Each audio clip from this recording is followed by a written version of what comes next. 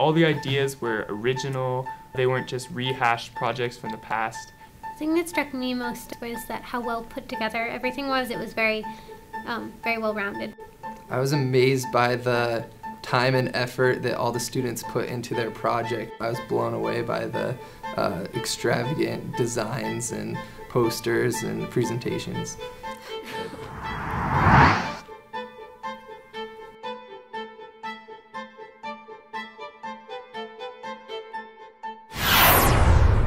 The Imagine Tomorrow High School competition strives to solve a major societal problem, and that is, how are we going to power our future? And so many people regard this as the biggest challenge that we face as a nation and a society, to come up with ways of making clean and renewable energy. We are going to a world of diversified sources of energy. So we're not going to have only one source of energy, we're going to have many. And we need a pool of ideas. And so what the high school competition does, it empowers high school students to be tomorrow's innovators, but to do that today. And they're going to be very well prepared as they get older then to be major contributors to solving these problems. The important part of doing research is that's how you find answers. And if you can't find answers, how are we going to solve our problems? Very important to work in teams because the complexity of the problems they will be facing in the future are such that they will not be able to solve that by themselves. The solutions often lies not only outside their discipline but also perhaps outside their culture.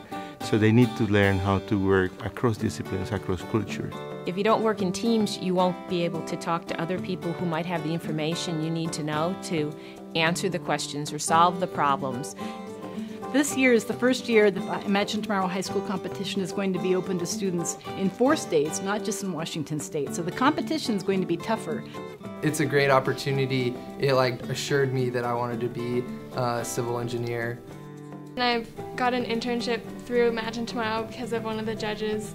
So it's really changed my life, and it's something that I want to continue doing.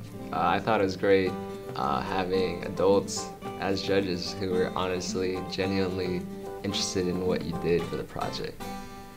It's my 3rd year being a judge, and it's just so exciting to see students that believe in the future, that interacting with one another, they're learning these teaming skills. It's just fantastic. I see a lot of future researchers here, a lot of future inventors. It's inspiring, on a professional level and a personal level. There's so many creative solutions in this room and so many enthusiastic, creative people working to solve our sustainable energy problems.